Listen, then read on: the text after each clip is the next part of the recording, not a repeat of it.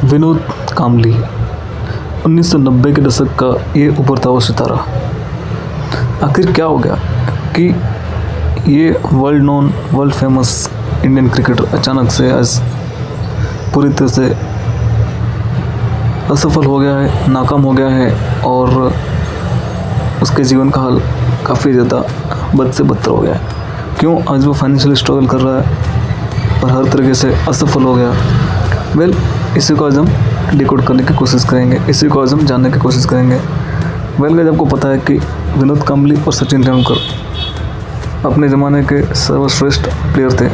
1987-88 की बात करें तो इन दोनों ने काफ़ी ज़बरदस्त तरीके से इंडियन क्रिकेट में एंट्री की और 89 में जब सचिन का क्रिकेट में आगमन हुआ तो उसके बाद 91 में कांबली का भी हो गया था और इन दोनों ने काफ़ी ज़बरदस्त तरीके से इंडियन क्रिकेट को सर्व भी किया। कांबली सच में देखा जाए तो सचिन से भी कहीं ज़्यादा टैलेंटेड प्लेयर थे शुरुआती दौर में और उन्होंने सिर्फ 7 टेस्ट के अंदर ही 2 सेंचुरी लगा दी थी और इस प्रकार से वो काफ़ी ज़बरदस्त तरीके से फेमस हो गए थे और उन्होंने 2 डबल सेंचुरी बना दी बहुत कम टाइम में।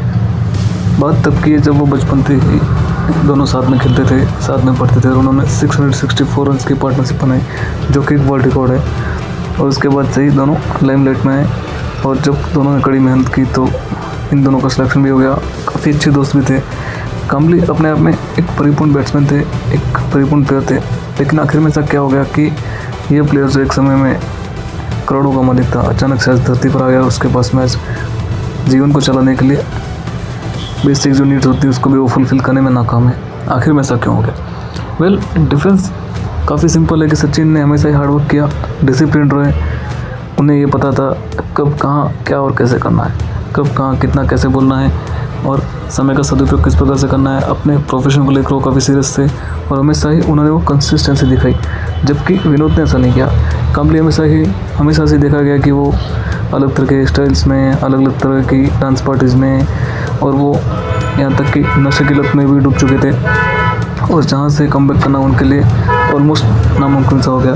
और अभी हाल ही रिसेंटली आचरेकर सर की जो एक फंक्शन था उनको फेलिसिटेट करने के लिए आचरेकर सर का सम्मानित समारोह था, तो उसमें जब विनोद कांबली को बुलाया गया तो वहाँ पर ठीक से खड़े भी नहीं हो पा रहे थे और उन्हें एक कोने में बिठा दिया गया। जबकि जब सचिन सामने से आकर उनसे मिलने लगे तो कांबली उनसे हाथ पकड़कर उनसे और लंबे टाइम से बात करना चाहते, लेकिन बाकी के लोगों ने सचिन का हाथ छुड़ाकर सचिन को बहुत दूर बैठा दिया कहीं कांबली से, जबकि कांबली वहीं पर चुपचाप एक कोने में बैठे रहे और बेबस से लाचार से दिख रहे थे। सो गाइस, इतना सारा डिफरेंस क्यों है कि आज एक ऑलमोस्ट 1400 करोड़ से ऊपर का मालिक है, जबकि दूसरा सिर्फ BCCI की 30,000 रुपये प्रति माह की पेंशन पर ही अपना जीवन निर्वाह कर रहा है। बस यही डिफरेंस है 2 पर्सनैलिटी में। इवन दो हम सभी मानते हैं कि कांबली बहुत ज़्यादा टैलेंटेड थे और आचरेकर सर ने सचिन से भी पहले कांबली को सिलेक्ट किया था क्रिकेट में, जबकि सचिन को फर्स्ट ट्रायल में फेल होने के बाद फिर से ट्राई करना पड़ा, तब जाके उनका सिलेक्शन हुआ, लेकिन कांबली फर्स्ट ट्रायल में ही सिलेक्ट हो गए थे। इतने ज़्यादा टैलेंटेड होने के बावजूद भी आज कांबली बिल्कुल एक गुमनामी की या कह सकते हैं एक बहुत ही बदतर हाल में अपना जीवन निर्वाह कर रहे हैं और बड़ी मुश्किल से ही फैमिली का ध्यान रख पा रहे हैं, जबकि सचिन आज क्रिकेट के भगवान कहे जाते हैं। सो ये लैक ऑफ सेल्फ डिसिप्लिन इंसान को कभी कभी कहीं ज़्यादा पीछे रख लेता है। इवन तो आपके पास में टैलेंट है, सब कुछ है, लेकिन यदि आपने उस टैलेंट से मिलने वाली सफलता को समय पर हैंडल नहीं किया, टाइम पर उस चीज़ की कदर नहीं की जो आपको मिली है और आपने उसको एज ए ग्रांटेड ले लिया, तो फिर ये बहुत डिफ़िकल्ट हो जाता है आपके लिए भी उस चीज़ को संभाल पाना और उस चीज़ को कंटिन्यूसली मेंटेन करके उस स्टेटस को बनाए रखना। सचिन ने काफ़ी हार्ड वर्क किया और इसलिए वो क्रिकेट के भगवान कहलाए, जबकि वहीं दूसरी तरफ उनका बचपन का सबसे खास दोस्त विनोद कांबली आज भी बहुत ज़्यादा स्ट्रगल करते हुए नज़र आते हैं। विनोद कांबली ने क्रिकेट के अलावा भी बहुत सारे फील्ड ट्राई किए, लेकिन कहीं भी वो इतना ज़्यादा सक्सेसफुल नहीं हो पाए और कई बार वो अपनी कई बात के लिए कंट्रोवर्सी में फंसते हुए दिखाई दिए। 2009 के शो में स्टार प्लस पर जब सच का सामना करते हुए दिखाई दिए तो उन्होंने ये भी कहने में मतलब हिचकिच नहीं दिखाई, ऐसा कुछ नहीं दिखाया कि हाँ सचिन उनका करियर कहीं ना कहीं बचा सकते थे, लेकिन वो भी उन्होंने बेबाक तरीके से कह डाला। तो इस प्रकार से हाँ, आज भी हम मानते हैं कि यदि काम्बली अपने लाइफ में सेल्फ डिसिप्लिन लेके आ जाएँ, हार्ड वर्क करेंगे, मेहनत करेंगे, रिहैब में चले जाएँ, जैसा कपिल देव ने कहा कि यदि वो रिहैब में जाने के लिए तैयार है, खुद की मदद करने के लिए तैयार है, तो बाकी के क्रिकेटर्स भी उनकी मदद करने के लिए तैयार हैं। और ऐसा बिल्कुल भी हो सकता है और बीसीसीआई भी उनकी मदद करने के लिए और भी ज़्यादा आगे आ सकती है। लेकिन इसके लिए काम्बली को सबसे पहले खुद की लाइफ में वो डिसिप्लिन लेके आना पड़ेगा। और इसलिए कहा भी गया है फ्रेंड्स कि हमेशा ही आपको सफलता छोटी या बड़ी कुछ भी मिल सकती है, आपको कंटिन्यूसली फिर भी मेहनत करते रहना होगा। आपको कोई भी चीज़ ग्रांटेड नहीं लेनी चाहिए। यदि आप टाइम पर नहीं बदले तो आप बदल जाओगे दूसरे प्लेयर के द्वारा। काम्बली के साथ में भी यही हुआ।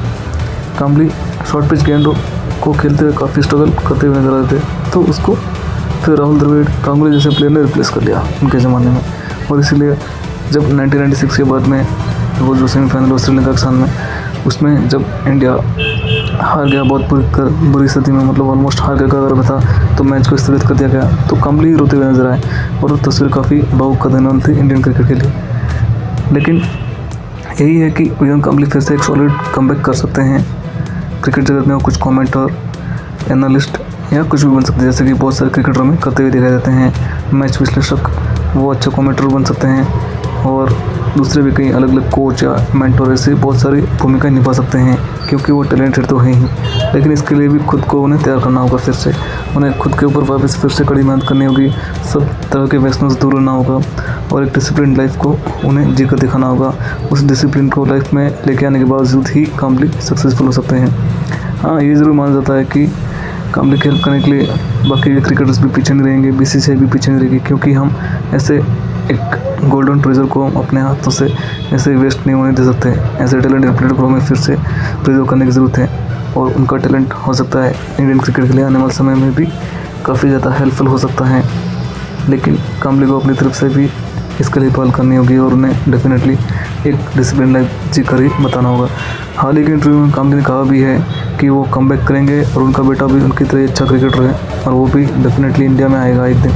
और काम्बली ने भी कहा है कि कपिल देव की इस शर्त को उन्हें मंजूर है कि वो रिहैब के लिए जाने के लिए तैयार हैं और बिल्कुल भी वो जैसा कहेंगे वैसा करेंगे और फिर से एक बार फिर से क्रिकेट के फील्ड पर वो कमबैक करते हुए दिखाई देंगे। कुछ ना कुछ रोल्स में डेफिनेटली वो सॉलिड वे में फिर से कमबैक करेंगे। तो हम भी आशा करते हैं और काम्बली को बहुत सारी बधाई देते हैं उनके कमबैक के लिए और जल्दी से जल्दी क्रिकेट का इसी तरह फिर से क्रिकेट में आएँ और अपनी धूम मचा दें, लेकिन इस बार कम्प्लीटली डिसिप्लिन वे में और देश को गौरवान्वित करते हुए। इसी के साथ में इस वीडियो से इतना ही। गाइस, इस वीडियो से आपको क्या सीख मिलती है ये आप हमें ज़रूर बता सकते हैं। Thank you so much for